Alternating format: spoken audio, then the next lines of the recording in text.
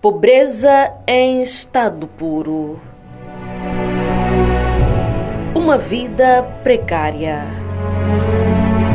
Famílias num beco sem saída, que empurradas pelo sonho de ter casa própria, erguem lares em lugares inimagináveis. Ei, é terrível viver atrás do cemitério. É muito terrível. Praticamente o muro da minha casa é o rio. Para uns, barracas, mas lar, doce lar para os que aqui vivem. E tudo isso por um motivo. Eu quero sair, mas não tenho dinheiro para comprar sítio para viver. Num estado que se proíbe vender terra, possuir terreno é privilégio. Tem que preparar pelo menos uns 180, 150, dá para ter acesso a um espaço. E construir uma casa condigna não é para qualquer um. Uma construção destas, de 2 milhões de meticais, levaria 10 anos a ser feita. Uma dificuldade para muitos, o que para especialistas é um sinal claro. A habitação em Moçambique está a ser marginalizada. Quem cresce quer ter casa, mas em Moçambique o processo não tem sido fácil. Jovens enfrentam dificuldades, primeiro para ter acesso a um terreno e depois para construir sua própria casa. Na reportagem de hoje, contamos a história de pessoas que fazem das tripas o coração para poder ter acesso a um teto e poder dormir.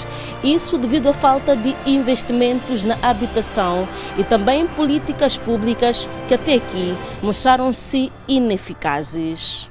Eu via no 25 de junho, que é São Paulo, e saí de lá para cá porque eu estava vendo a casa que não era minha. Sim, era da minha família, então chegou um certo tempo, eles precisaram da casa e eu tive que procurar o meu espaço para ter a minha casa própria. E construir a minha casa, estou a viver aqui já há 4 anos. O espaço estreito entre as campas é usado por Inácio Tembe como caminho para entrar e sair da sua casa.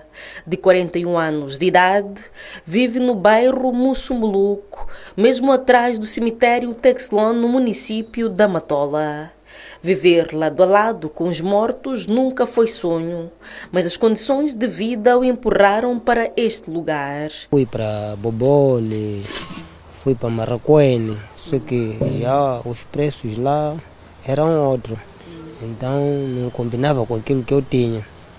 Então tinha uma senhora que tinha um espaço aqui, que me disse que tem um espaço que estou a vender. Então eu vim com ela e ver o espaço. E vi que não, dá, pelo menos para eu aguentar. Sim, comprei o espaço e construí a minha casa. Comecei a morar aqui até data hoje. Inácio é sapateiro. Sua renda diária está entre 100 a 200 meticais.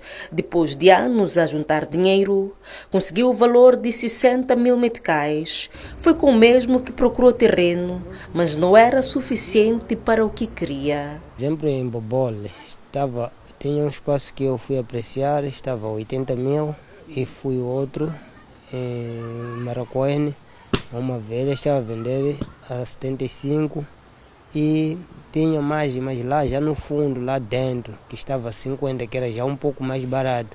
Então o restante era 100, 100 e tal. Então não tinha como eu conseguir aquele espaço. E aqui? Aqui, quando eu vi encontrar por 30 mil, como que eu tinha uns 60 mil, eu fiz minhas contas aqui, para pelo menos vou comprar 30 mil o espaço e o resto vou pelo menos tentar lutar para fazer um quarto, e consegui. Inácio conseguiu. E tal como ele, aqui no Quarteirão 6, entre o cemitério e o rio Matola, vivem cerca de 70 famílias. Os personagens e as origens são diferentes, mas o motivo é o mesmo: falta de recursos para ter uma residência própria e condigna. Aqui, porque o dilema é maior, sem olhar para o local, faz-se de tudo para erguer 4 paredes, seja de caniço, madeira, chapa ou qualquer outro material. Hassan Moussa tem 64 anos de idade e é um dos rostos deste dilema. Desde 2001 que acorda quase todos os dias, ouvindo choros e orações dos entes queridos dos que jazem no cemitério. Para chegar, para viver aqui, não tinha sítio para ficar. Não sei ficar certificado, depois se vier se educar aqui, não que eu vou ficar. Vive sozinho e quase que abandonado. Não tem esperança de que a sua condição de vida irá mudar, mas porque ainda assim não pode ficar de braços cruzados, carrega nos ombros caniço para melhorar sua casa. Ou seja, sair de casa de chapas para uma de caniço, que entende ser mais confortável. Comprou o espaço? Como é que foi? Não comprou. Não comprou. Arranjou da minha maneira. Eu não posso mentir, ninguém me deu. Se eu ouviu, do que ocupou. 2001 até agora, estou aqui. A Sani vive sozinho, mas aqui há famílias completas e a convivência com os mortos é tão normal que as crianças usam o cemitério como caminho para a escola, outras como parque de diversões, pista de corridas para carros e até para tirar lenha. Viver aqui perto do cemitério é difícil, mas não tem como, só habituar. Porque esse espaço também foi dado com o dono daqui em cima, a partir daqui do caminho para lá e de outra pessoa. Mas ele foi deixado daqui, tipo, guarda de guarnecer, daí até lá embaixo. Já aquele, o dono veio, depois cortou-se espaço aqui para ele, ficou lá em cima. Já por isso que ele está a vender aqui para ir na terra. Nota, o espaço à venda é este. Chega apenas para um quarto e uma mini-sala. Custa 40 mil meticais e está à beira do rio Matola. O local para o banho é este, mas serve apenas para isso, porque para outras necessidades improvisam covas, mas que desmoronam rapidamente por estarem à beira do rio. Como é que fazem necessidades? Estamos a fazer de uma só maneira, né? Vou levar o caplana, fechar do lado para nós conseguir entrar, e se acaba, estamos a tirar. Numa casa onde a vedação é o rio, água não falta, mas esta é imprópria para o consumo. Como não está tratada, está a perceber? Então não podemos consumir, só consumimos água que tiramos do cemitério. Só essa água do poço, só tiramos para louça, roupa, banhos. Por estes e outros motivos, querem sair daqui para viver em lugares melhores, mas não conseguem. Como sempre dizem, o espaço não se vende. Mas quando você sai para uma pessoa, vem pedir espaço, alguém sempre diz que eu quero tanto. Isso não falta. A perceber, não falta. Na verdade, essa é a regra. De forma geral, para conseguir uma parcela de terra no país, as pessoas precisam pagar. Qual é o trabalho que faz? Eu sou pedreiro. Sim, sou pedreiro. Às vezes, quando não tenho trabalhos de produção de fora, faço biscados ali no cemitério. Sim. Ainda não fiz bem câmbio, mas por mês consigo talvez ter uns 3 por mês, juntando, né? Por mês 3, sim, consigo. Porque há dias que também não saio com nada, não saio com nada mesmo. Sim. Então, olhando para esse dinheiro, diz que consegue por mês pelo menos 3 mil meticais. Se tivesse que comprar um espaço, acha que ia conseguir comprar com esse dinheiro que recebe? Eu não sei se eu ia conseguir, porque os espaços agora estão raros, não são nada fácil, porque os preços que dão, que vão te popular lá, é muito dinheiro. Segundo o geógrafo Rogers Ensine, tudo o que foi aqui apresentado resume os problemas de habitação do país, que estão divididos em 2 grupos. Tem a questão do acesso à habitação, mas também tem a questão das condições de habitação. Quando falamos de acesso, nós estamos a falar efetivamente de agregados familiares ou indivíduos terem dificuldades, em princípio, de obterem algum lugar para residir ou para viver. E outro grave problema é que quando se obtém esse lugar para viver, essa habitação, muitas vezes são habitações que apresentam condições precárias. E coincide também que, apesar, por um lado, tem essas condições precárias, mas também estão geralmente localizadas em lugares inapropriados. Esta é a realidade de muitas pessoas no país, em particular dos jovens que vivem em condições precárias por falta de dinheiro. A Constituição da República prevê que a terra é propriedade do Estado e por isso não deve ser vendida. Ou seja, para obter uma parcela de terra, o cidadão precisa de ir ao município ou ao governo distrital e requerer o direito de uso e aproveitamento de terra. Mas na prática não é o que acontece. O processo é moroso, burocrático e há quem chega a esperar anos sem ter nenhuma resposta. A solução encontrada por muitos, se não todos, é recorrer à compra informal de terra. O espaço aqui está a sair a 120. Esta é uma prática que acontece todos os dias e a toda hora. Ou isso ou nada. Ou seja, para ter um pedaço de terra é preciso ter dinheiro e não é pouco. Mas afinal, quanto custa em média um terreno na zona do Grande Maputo? Esse é um calcanhar de Aquiles para muitos, porque muitos querem já um terreno com água e energia. Pelo menos com essas condições mínimas, você não encontra abaixo de 150 mil meticais na região do Grande Maputo. Cândido Mboma é intermediário na venda de terrenos. Sabe bem os desafios que os seus clientes enfrentam, mas adverte que quanto menor for o preço, menor qualidade tem o espaço. Às vezes a pessoa só tem a possibilidade de pagar 100 mil meticais. Mas para 100 mil meticais você vai encontrar um espaço que se calhar está numa zona que enche de água, às vezes está numa zona que não tem energia ou não tem água. Dificilmente com valor baixo você consegue um espaço bom. Numa zona ainda em expansão, um espaço bom, talvez com uns 200, 300 mil é que dá para conseguir. Normalmente, o pagamento é feito em parcelas, geralmente 3, 50% na primeira e depois 25% na segunda e terceira. O tempo de pagamento varia e depende da negociação e do bolso de cada um. Ailton Cuna tem 26 anos e é fotógrafo. Tem uma renda média mensal de 12 mil meticais e vive numa casa arrendada com esposa, 2 filhos e agora procura terreno. Por exemplo, terrenos em soma, né? Andam por aí mais ou menos 100 e tal por média. Acaba já sendo um pouco apertado. Apesar de complicado, não vê outro caminho para sair da casa de renda. Nesses 12 mil meticais, diz que já sabe o que fazer para conseguir ter um espaço. Por exemplo, os 10 mil que eu estou a ganhar, tinha que pelo menos investir uns 30% para canalizar para quê? Para fazer uma entrada para comprar um terreno. Mas também tornaria-se muito difícil, porque só da alimentação já é muito difícil.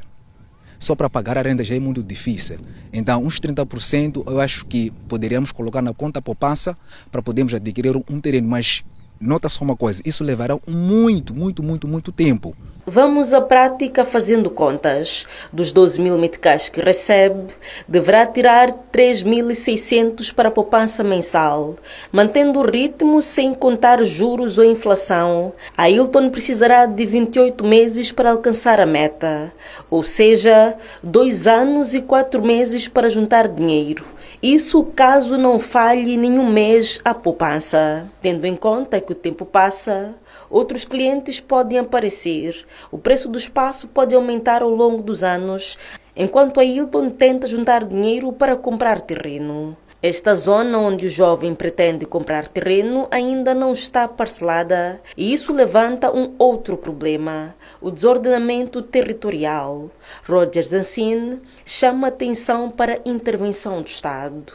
O primeiro grande desafio é garantir que as pessoas passem a viver em assentamentos ordenados, com ordenamento do espaço. Esse é o primeiro. Portanto, isto vai permitir que as pessoas não vivam em locais impróprios ou suscetíveis a inundações ou cheias ou outro tipo de desastre, de acidentes ou de desastres naturais, inclusive até zonas suscetíveis à erosão. Enquanto isso não acontece, jovens como Ailton de tudo fazem para custo próprio terem uma residência.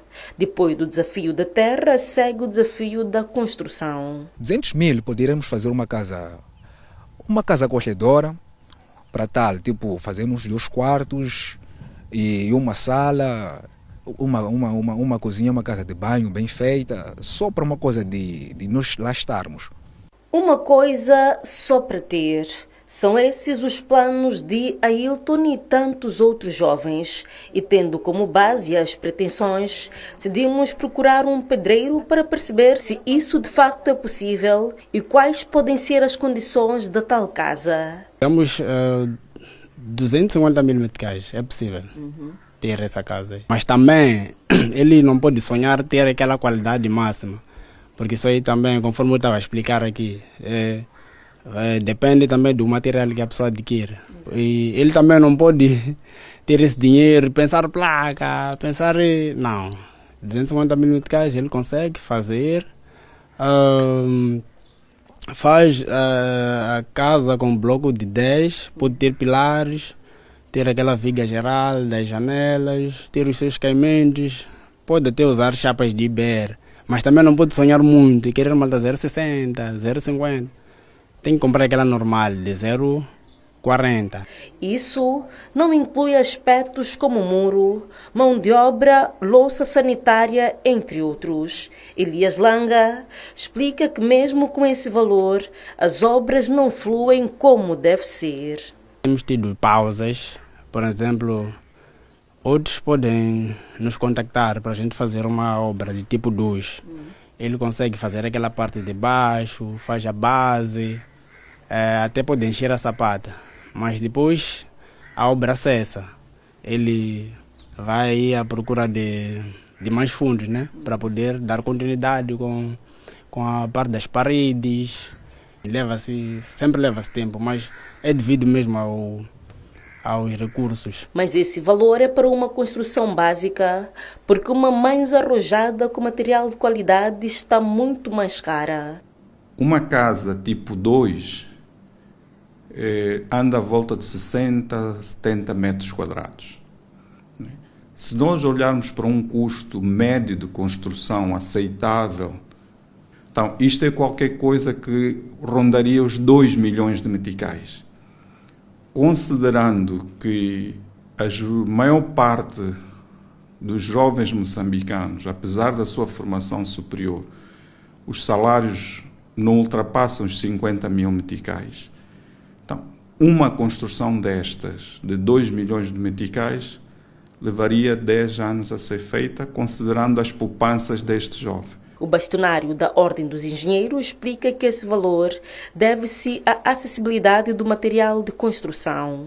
Há estatísticas do país que dizem que Moçambique importa 85% dos materiais que são usados na construção.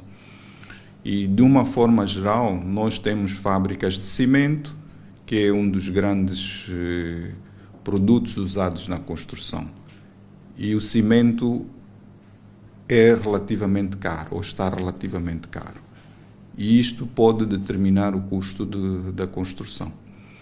Como solução, financiar o material de construção seria uma saída eficaz, o que facilitaria a vida de muitos jovens. Era importante haver alguma forma de subsidiar acesso a materiais de construção duráveis. Estamos a falar de cimento, estamos a falar de ferro, estamos a falar das chapas. Algum mecanismo ao nível estatal, a nível governamental, devia ser encontrado ou para subsidiar estes materiais, ou então, pelo menos, garantir que os níveis de impostos ou níveis de taxas que são cobradas sobre esses materiais seja reduzido ou retirado para que mais pessoas tenham acesso a esses mesmos, para construir casas mais duráveis. Apesar da habitação ser um direito previsto pela Constituição da República e que o Estado tem o dever de assegurar condições adequadas e apoiar iniciativas à casa própria, até aqui pouco tem sido feito e muitos cidadãos dependem deles mesmos para construir suas casas. Moçambique ainda não possui políticas amplas de habitação acessível.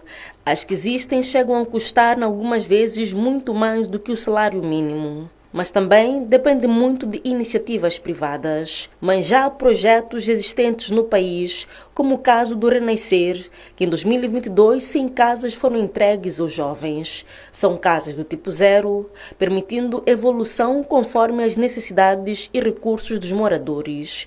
Eu tive a chance, né, de ter agora a minha casa própria, posso assim dizer, através do projeto. Coisa que, se calhar, se tivesse que seguir os passos normais, até hoje, se calhar, ainda não teria. Quanto é que paga por mês? 2.570 por aí, mais ou menos. Um valor a ser pago durante 20 anos. Inaugurado há 3 anos, a vila com 100 casas encontra-se deserta. Uma espécie de cidade fantasma. Isso porque grande parte das casas ainda continuam vazias. Não posso saber quais são os motivos pelos quais eles não ocupam ainda, mas são por aí até agora 24 famílias. Então ainda tem muitas casas vazias e não ocupadas, mas todas elas têm donos. E isso abre espaço para algumas questões. Afinal, quem são os reais beneficiários destes projetos? Será que, de facto, os proprietários destas casas são pessoas necessitando de algum lugar para viver? Será mesmo que o projeto responde ao problema de habitação que se fala no país? Estes e outros problemas são para o mestre em habitação social uma clara demonstração de que os desafios da habitação estão a ser marginalizados. O que acontece? É preciso haver uma instituição vocacionada exclusivamente, um instituto que trabalha exclusivamente para resoluções de habitação. Este instituto poderá, em paralelo, trabalhar com o fundo, mesmo que o fundo tenha que se transformar num banco de habitação, mas o instituto ele irá fazer o controle e direcionamento das políticas de habitação. Enquanto isso, tem que haver uma triangulação. Essa triangulação deve envolver fornecedores de materiais de construção e produtores. Mas Chambuld fala de outro problema, mesmas oportunidades para as mesmas pessoas. Mas isso pode-se combater. Pode-se combater a partir do momento que os governos locais consigam satisfazer através de aquisição de terra e distribuição de terra para os vários interessados. E isso também é parte de um bom cadastro. Por quê? Porque, se formos a ver, muitas das vezes a aquisição de terra, há pessoas com várias terras num raio muito próximo. E essas terras são ociosas e não há intervenção do Estado, do governo, no caso concreto, do governo local, para poder fazer com que aquela terra seja utilitária, não terra ociosa. Outra solução apresentada pelos especialistas é a distribuição de terras infraestruturadas, como o que aconteceu em Vilanculo, em que há 2 semanas o Presidente da República entregou mais de 1.200 talhões aos jovens. Cada terreno tem energia elétrica, tem água, tem o acesso, mas também projetamos para aqui a construção de uma escola, de um hospital, de uma zona comercial, de um posto policial e também de uma zona turística. Portanto, estamos a projetar futuras cidades da juventude moçambicana em todo o país. O valor a ser pago ainda não foi tornado público, mas o projeto Terra Infraestruturada prevê na sua totalidade a disponibilização de mais de 49 mil talhões urbanizados em todo o território nacional. Há também outros projetos, como os das casas de Zintava do tipo 2 ou 3, um projeto facilitado através do Fundo para o Fomento à Habitação, com prestações mensais variando entre os 15 a 22 mil meticais e com prazos de pagamento de até 25 anos. Mas a grande questão é, afinal de contas, essas casas são para que tipo de jovens, tendo em conta que o salário mínimo nacional é de cerca de 9 mil meticais. Mas afinal, para que tipo de jovens são estes projetos, visto que no país o salário mínimo sequer chega aos 10 mil meticais? A STV entrou em contato com o Fundo para o Fomento de Habitação para saber dos projetos existentes, mas também dos planos para o futuro. Mas não teve nenhuma resposta. A reportagem é de Abdul Manissa, Gaspar Chirinda, Elton Semban, uma edição de Fernandes Varela e Julieta Zucula, STV.